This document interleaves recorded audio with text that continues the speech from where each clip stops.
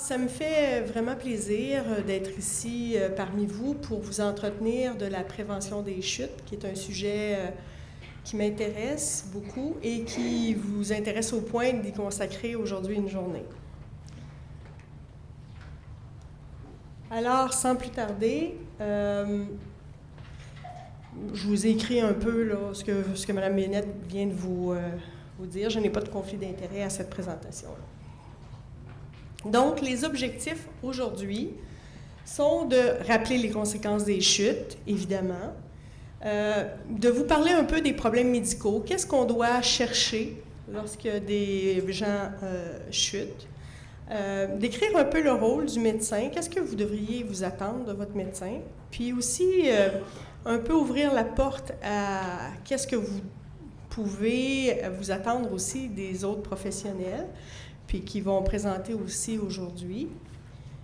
Mentionner aussi ce que l'aînée elle-même peut faire pour maintenir son autonomie puis essayer de diminuer la fréquence de ces chutes-là. Un plan rapide, alors je vais vous parler des conséquences. Puis avant de parler des chutes, je vais vous parler aussi du mécanisme, de pourquoi on se maintient debout. Ça a l'air très, très simple, mais c'est pas si simple que ça. Le rôle du médecin, j'en ai parlé. Ensuite, la prévention des chutes. Quelles sont les interventions ou les activités qui peuvent permettre de prévenir les chutes? Puis à la fin, ça ne sera pas à la fin de ma présentation, mais ça va être à la fin des 3 conférences, il y aura une période de questions. Alors, les chutes, ça fait partie de la vie. On a tous chuté, que ce soit dans le jeune âge en apprenant à marcher, que ce soit à la période de l'adolescence, dans des activités sportives, mais aussi quand on vieillit, les chutes ont d'autres répercussions, puis ont tendance à arriver aussi plus fréquemment dans certaines circonstances. Alors, la fréquence de la problématique chez les personnes âgées. Je m'excuse. Donc, on estime entre 20 à 30 des personnes âgées de plus de 65 ans qui chutent à chaque année. Pour les personnes plus âgées, évidemment, plus on vieillit, on parle à partir de 80-85 ans, la fréquence est autour de 50 même si on est relativement en santé. Puis en hébergement, pour les gens qui sont vraiment plus vulnérables, plus malades, évidemment, ce pourcentage-là augmente aussi. Les coûts. C'est très difficile à chiffrer parce que les chutes, c'est à la fois, il y a des conséquences. C'est peut-être plus facile de chiffrer, par exemple, qu'il y a 14 000 aînés par année qui sont hébergés suite à des hospitalisés suite à des chutes, seulement au Québec, donc à chaque année. C'est plus difficile d'en estimer les coûts directs. C'est facile de dire ce que ça coûte une fracture de hanche, par exemple, mais c'est plus difficile de dire qu'est-ce qui arrive après, quelles sont les dépenses des aidants naturels pour assister la personne, quelles sont les répercussions d'un hébergement précipité. Donc, c'est vraiment une problématique qui a plusieurs conséquences, qui est vraiment difficile à chiffrer. On estime qu'en 2009, ça coûterait 2 milliards au Canada, puis plus de 370 millions, puis vous savez, bon, ça n'a pas tendance à diminuer les coûts de santé. Les conséquences en tant que telles. C'est sûr que il y a la majorité des chutes n'entraînent pas de grosses catastrophes. On le sait souvent, les gens n'en parlent pas. La plupart entraînent ne serait-ce que des bleus, mais souvent pas grand-chose. Mais on sait qu'il y a au moins 10 des chutes qui entraînent des blessures plus sérieuses, que ce soit, par exemple, des hémorragies cérébrales ou des fractures, que ce soit des fractures vertébrales ou celles qu'on craint le plus, la fracture de la hanche. On pense que entre 1 et 5 des gens qui vont tomber, il faut être à la fois malchanceux, dans le sens qu'il faut vraiment tomber sur le côté avec un certain angle, mais si on tombe de la mauvaise façon puis qu'on a déjà une certaine fragilité osseuse, on peut se fracturer la hanche. La fracture de la hanche est quand même une catastrophe souvent pour une personne âgée. On sait que c'est pas juste à cause de la fracture de la hanche, mais souvent la fracture de la hanche peut précipiter même le décès avec des complications, comme vous le savez, être immobilisé, faire des thrombophlébite, des embolies, des pneumonies, de ce genre de problèmes-là. Il y a au moins 20 à 25 des gens qui vont être hébergés suite à une chute avec fracture de hanche parce qu'ils ne sont pas capables de regagner suffisamment de marche, d'autonomie pour pouvoir retourner à la maison. C'est sûr que, comme présentait Madame auparavant, j'aimerais ça qu'il y ait des maisons où on éviterait peut-être l'hébergement plus rapide.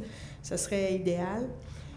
La plupart des gens, par contre, regagnent une certaine autonomie, peuvent retourner à la maison, mais vont avoir de la difficulté, par exemple, à monter les escaliers, vont être obligés d'utiliser une canne. Ça, c'est dans le meilleur des cas, parce que souvent, ça va être plus une marchette.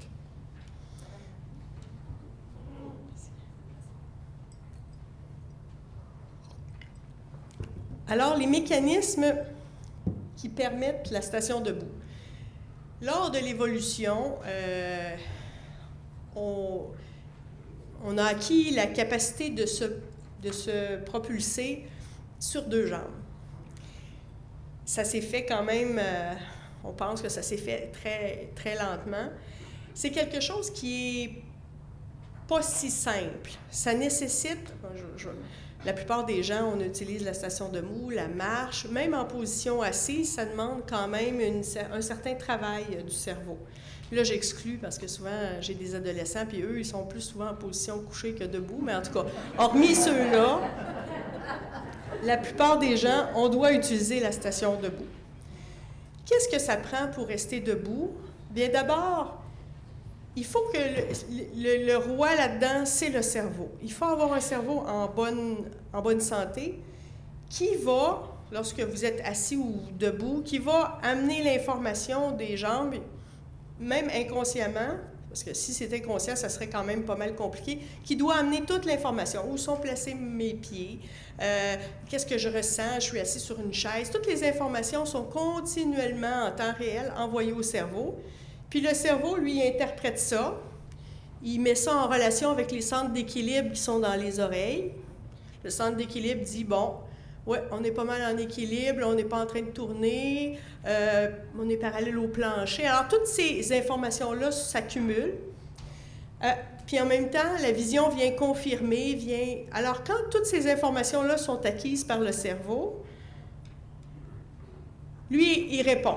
Il répond continuellement. Alors, la musculature, elle, les muscles opposés disent, bon, il faut que tu contractes un peu plus ceux-là pour rester debout, puis ceux-là en arrière aussi, parce que sinon, on ne resterait pas debout. Alors, ça prend, en plus d'un cerveau fonctionnel, des organes qui peuvent capter l'information, ça prend aussi, vous le savez, une musculature qui soit assez en santé pour nous maintenir debout. Puis, je mentionne ici en passant que la musculature en santé, une des choses qu'on voit le plus souvent en pratique, c'est des gens qui, pour des raisons multiples, perdent leur musculature, souvent à cause d'un problème nutritionnel.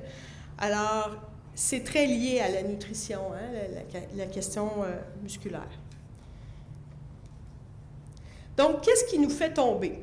N'importe quel de ce système-là complexe qui est déréglé peut nous amener à tomber.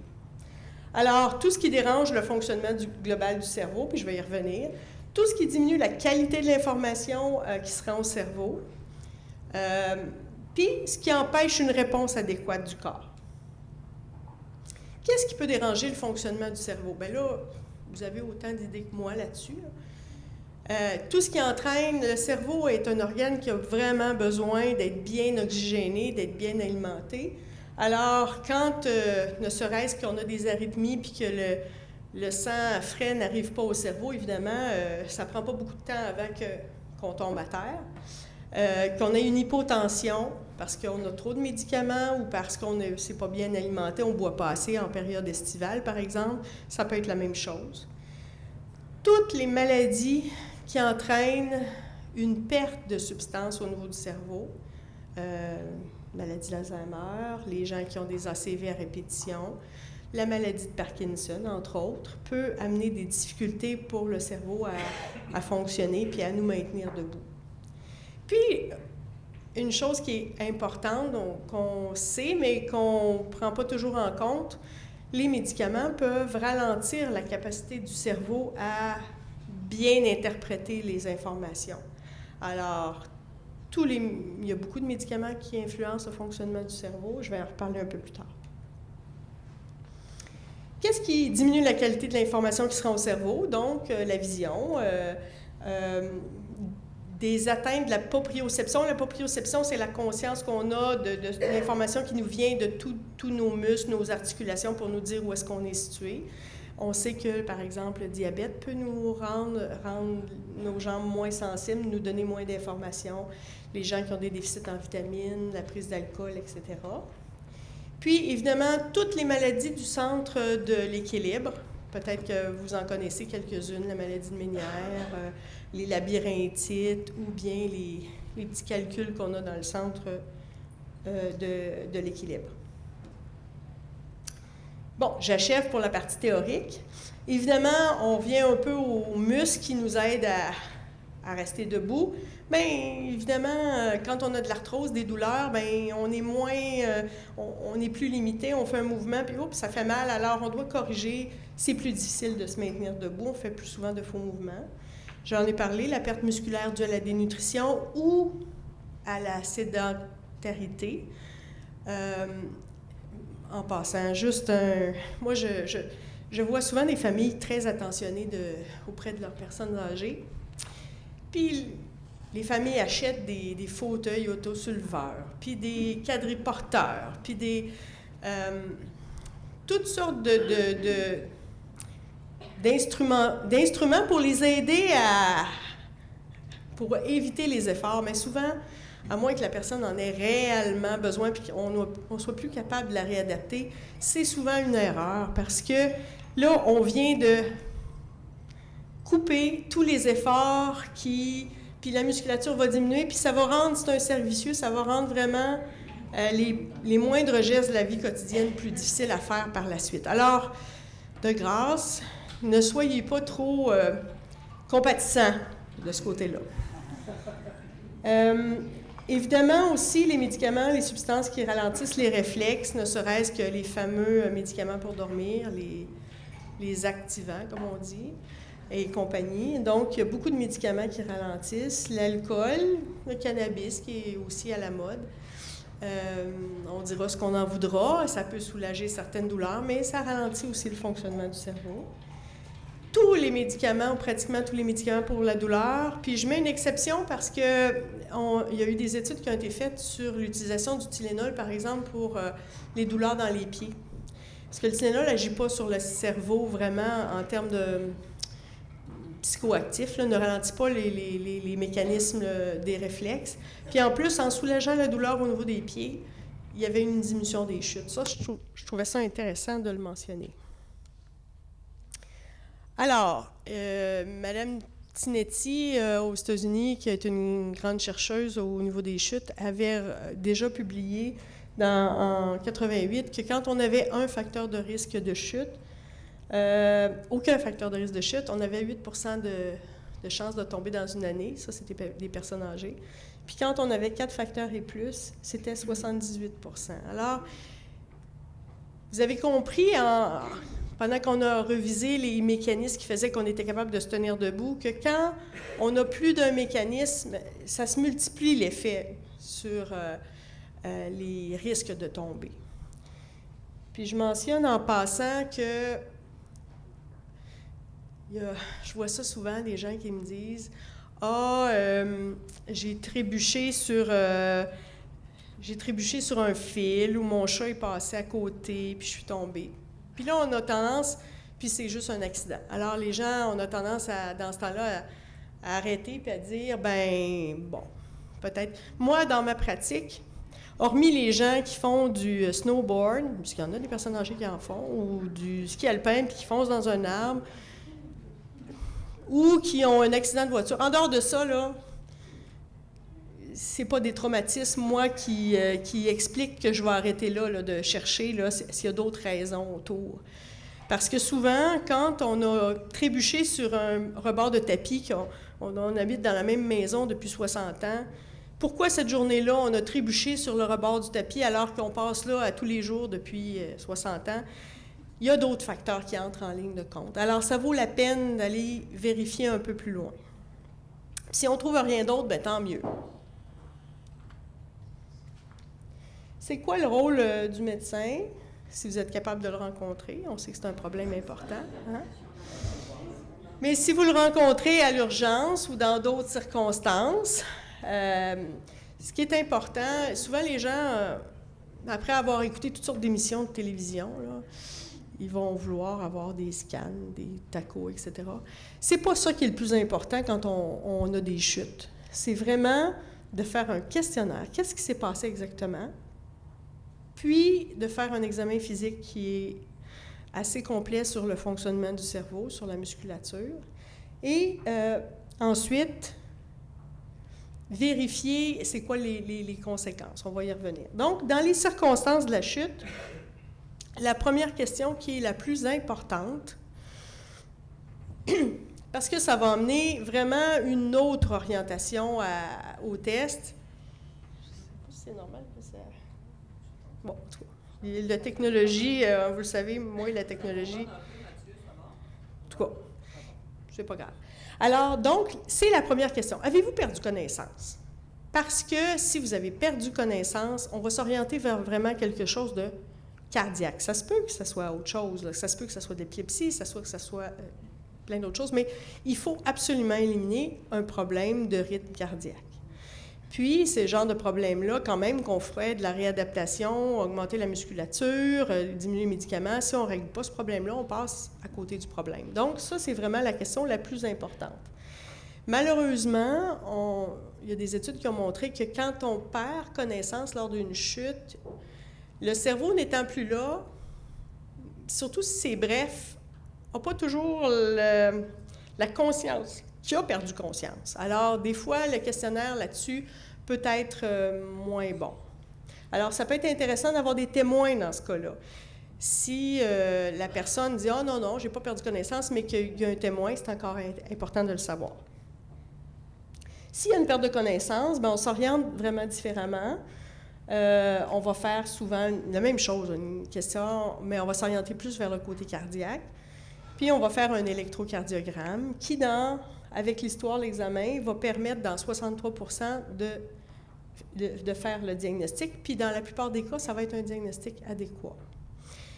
Je dis ça parce que souvent, les gens vont demander des enregistrements de Holter, c'est dans les enregistrements de cardiaque sur 24-48 heures. Le problème qu'on a avec ça, c'est que il faut que le 24 heures que vous ayez l'enregistrement, il se passe quelque chose, ce qui n'est pas toujours le cas. Alors, quand on a des chutes vraiment brutales ou avec perte de conscience, puis qu'on ne trouve pas vraiment, après l'examen, l'histoire de façon régulière, puis il faut aller plus loin. Ça peut vouloir dire d'aller en cardiologie, puis d'aller faire même des études électrophysiologiques du cœur.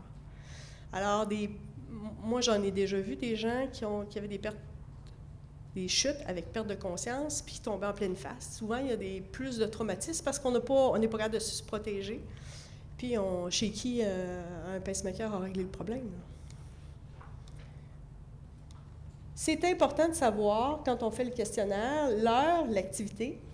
Si c'est la nuit, bien évidemment, là, on rentre plus dans les problématiques. Est-ce qu'on peut, l'environnement fait qu'on était moins capable de voir, etc.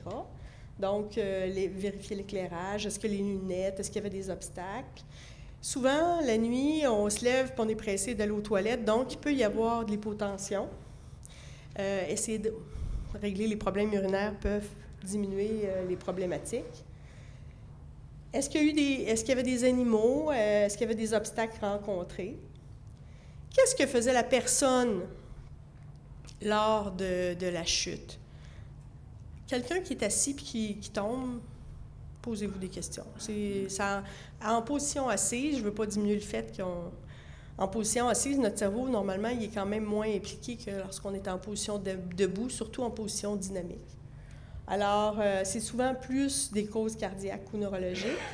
Lors des mouvements de la tête, vous savez que quand on bouge la tête, il y a beaucoup plus d'activité au niveau des centres de l'équilibre. Alors, puis, quand on bouge la tête dans certains mouvements, que ce soit pour ranger dans des tablettes surélevées, par exemple, on peut, avec les vertèbres cervicales, par exemple, coincer un peu nos vaisseaux. Donc, ça peut être un problème aussi des vaisseaux. Donc, je pense que toutes ces questions-là sont importantes. Est-ce qu'il y a eu des blessures? C'est quoi les conséquences de la chute? Bien, les blessures, en général, c'est assez évident. Je pense que ça pose pas de questions trop. Il faut les traiter puis régler le problème. Une conséquence dont on parle relativement peu, mais qu'on connaît de plus en plus, c'est la peur de chuter. Puis qu'on peut reconnaître par les questions qui sont mentionnées à l'écran. Est-ce que vous avez diminué vos activités par peur de chuter ou est-ce que vous avez peur de tomber, etc. Pourquoi c'est important? C'est que, puis je vais y revenir, le temps reste au sol. Pourquoi c'est important? C'est que quand les gens ont peur de tomber, il s'ensuit toute une cascade d'événements. Les gens ont peur, ils restreignent leurs activités de plus en plus, alors qu'avant, ils sortaient à l'extérieur, là, ils ne sortent plus, ou ils sortent accompagnés, etc., etc. De sorte que, souvent, Puis souvent, on va leur dire, bon, fais donc attention, maman, là, etc., etc. On veut la protéger, mais au contraire, ça entraîne plus de problèmes parce que la musculature diminue et on fait moins d'activité.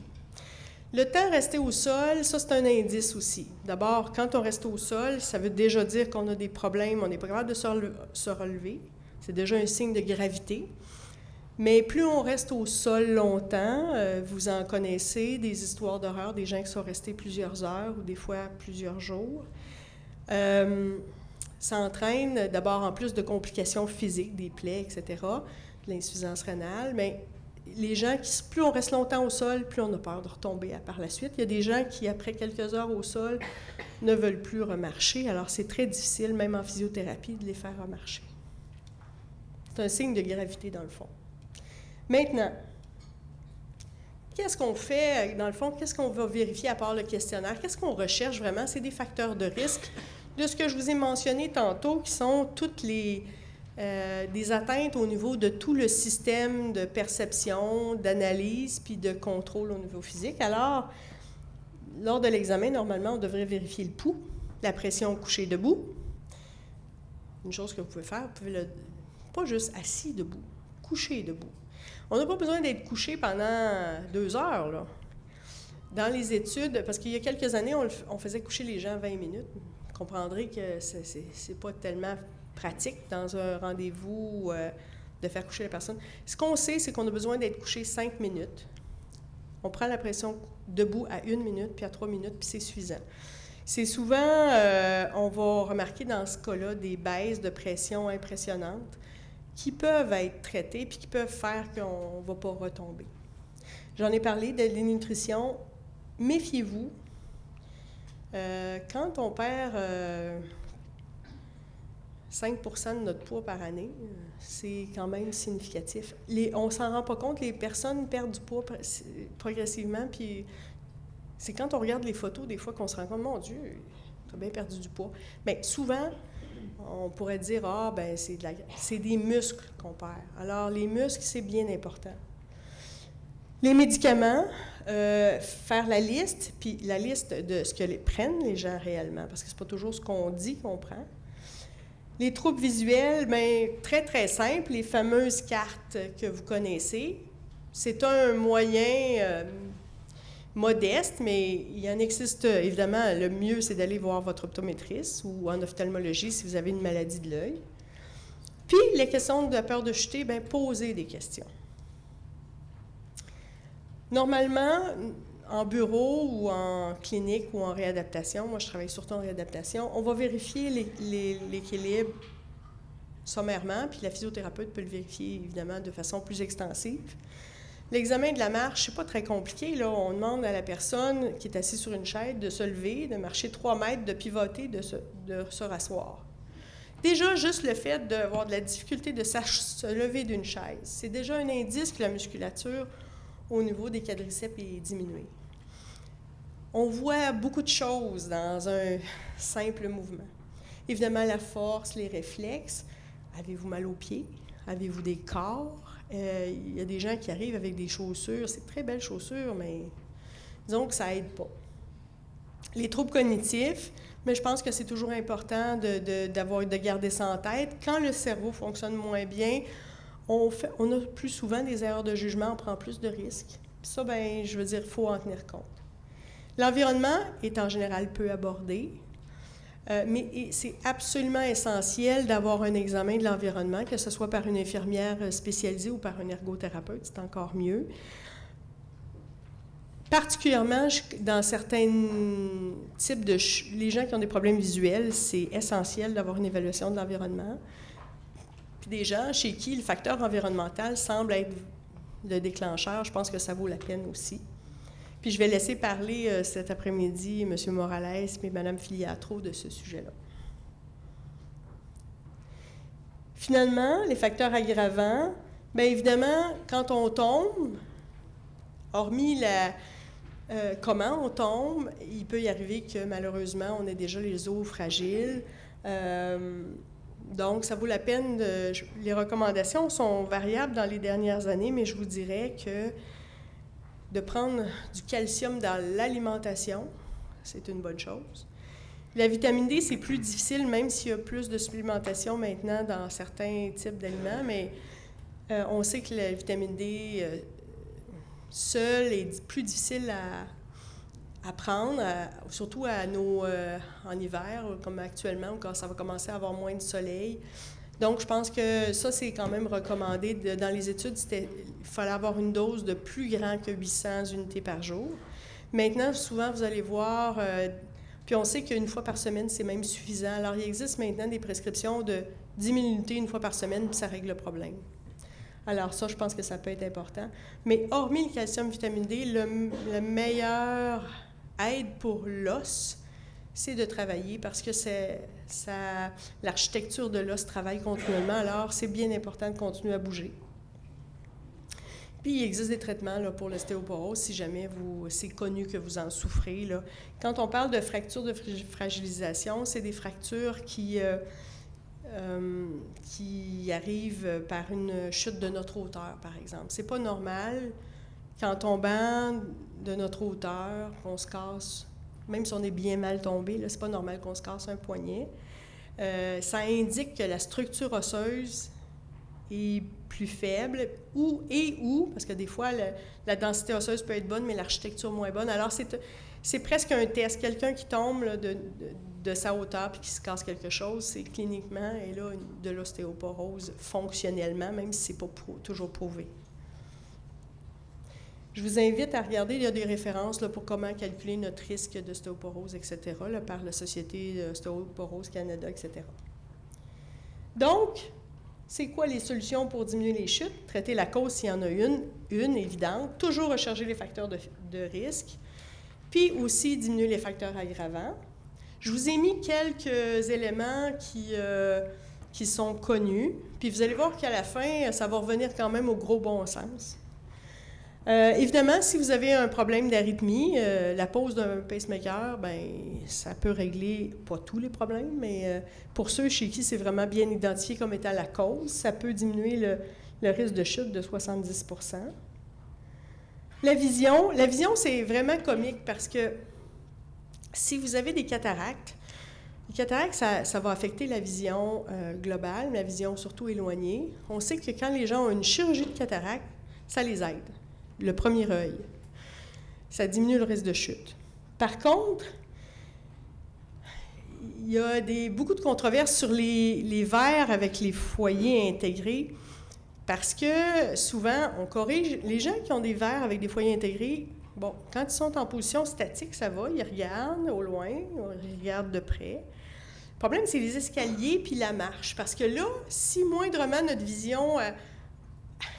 c'est beaucoup de travail pour le cerveau de trouver le bon foyer, surtout quand on marche. Alors, Le problème avec les foyers, c'est que pour les personnes qui ne sont pas habituées et qui sont plus âgées, souvent ça augmente le risque de chute. Des fois, on va demander carrément aux gens d'avoir 2 types de verres.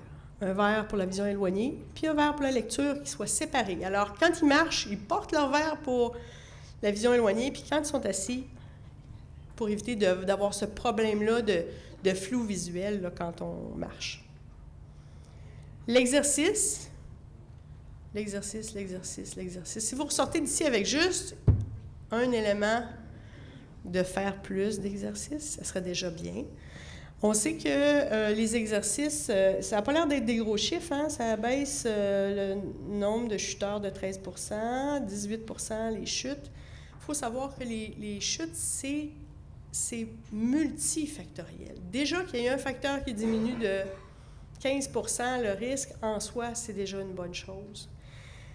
J'ai mis entre parenthèses aussi les chiffres par rapport au tai chi. Le tai chi, c'est encore plus intéressant parce que ça fait travailler le cerveau sur la coordination et le sens de l'équilibre, en plus de la musculature. Alors, il y a un effet, puis quand on parle de tai chi, c'est vraiment, ça a été quand même assez démontré, mais les exercices qui normalement intègrent un certain effort musculaire, mais aussi de l'équilibre, c'est bon aussi. Puis, ça avait diminué aussi encore plus les chutes avec blessure.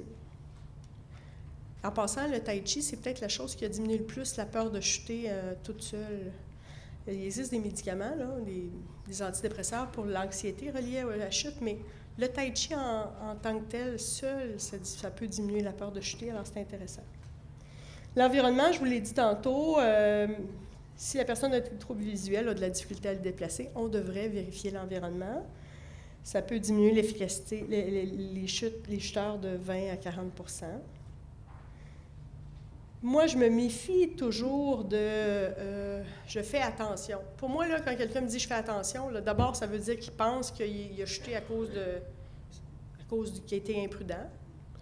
Il y a quand même pas mal de facteurs de risque c'est plus global que ça, les chutes. Puis quand il me dit « je fais attention », ça veut dire « oh, je vais limiter mes mouvements pour ne pas tomber ». Alors là, on a un problème. Puis, faites attention, on a souvent ce réflexe-là par rapport à nos parents âgés ou de leur dire de faire attention. Ce n'est pas le bon conseil. Il existe des traitements, que ce soit physiothérapie, l'exercice pour le tai chi. Là, je parle de la peur de chuter directement, puis les médicaments contre l'anxiété. On n'a pas de grandes preuves que ça diminue la peur de chuter, mais il faut travailler là-dessus parce que c'est important. Les médicaments, une bonne révision avec le pharmacien communautaire ou avec le gériatre ou avec le médecin de famille, peu importe avec qui, là, c'est important. Est-ce que vous avez besoin de tout ce que vous prenez? Et est-ce qu'il y a des choses que vous n'avez pas, que vous auriez besoin d'avoir? Je pense que c'est les 2 questions que vous devez vous poser. Parfait. Les mesures universelles, bien, tantôt, je vous disais qu'il y a quand même des choses qui ne nous surprennent pas là-dedans, là, les exercices, la vitamine D, calcium, la révision des médicaments, une vision optimale pour la marche, une nutrition vraiment qui est régulière avec des protéines pour garder une musculature, puis l'environnement. Là, je vous ai parlé, moi, aujourd'hui, de ce que moi je fais, de ce que le médecin devrait faire. En général, par contre, c'est important de travailler en équipe. Moi, je travaille aussi en réadaptation, puis on travaille vraiment en équipe avec le pharmacien, l'ergothérapeute, physio. Mais en bureau, c'est plus difficile. Vous le savez, dans la vraie vie, c'est plus difficile. Mais il reste que tous ces professionnels de la santé-là peuvent vous aider à divers niveaux. Puis on en a parlé un peu, quels sont les facteurs de risque qui peuvent être aidés par l'optométriste, l'ophtalmologiste, l'ergothérapeute pour le domicile ou pour adapter son environnement, physiothérapeute, kinésiologue, les kinésiologues qui devraient avoir un rôle de plus en plus important, les pharmaciens, les nutritionnistes, le CLSC pour les services qu'ils offrent, puis qu'on voudrait qu'ils en offrent plus, c'est sûr. Je pense que vous avez un rôle comme groupe. j'ai pas un rôle politique aujourd'hui, mais je pense que les mesures de soutien à domicile, on sait ce que c'est, puis je pense qu'il faut aller plus loin. Les services gériatriques, bien moi, c'est un peu ce que je fais en réadaptation, mais il y a quand même dans chacune des régions du Québec des services d'hôpitaux de jour pour des problématiques plus complexes.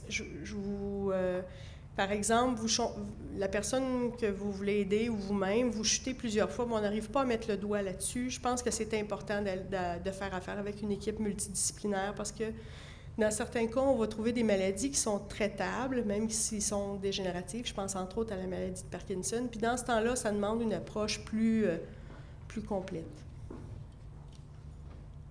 En résumé, il faut se garder actif, alerte, prendre soin de notre cerveau. Le garder stimulé, venir à des conférences comme ça, etc. Puis une chose qui est importante, les chutes, ça fait partie de la vie, mais c'est quand même pas banal. Ça peut être un indice qu'il y a quelque chose qui va moins bien, que ce soit au niveau de sa santé, que ce soit au niveau cardiaque, mais ça peut être un indice aussi qu'il y a plusieurs petits éléments qu'on peut corriger qui peuvent être prévenus. Puis s'il y a une perte de conscience chez vous ou une personne que vous connaissez, de grâce, consultez, parce que ça peut être grave. Puis ça peut se corriger très bien. Puis vérifier votre environnement. Alors, c'est ce que j'avais à vous dire aujourd'hui. Fait que je vais être disponible tantôt pour des questions.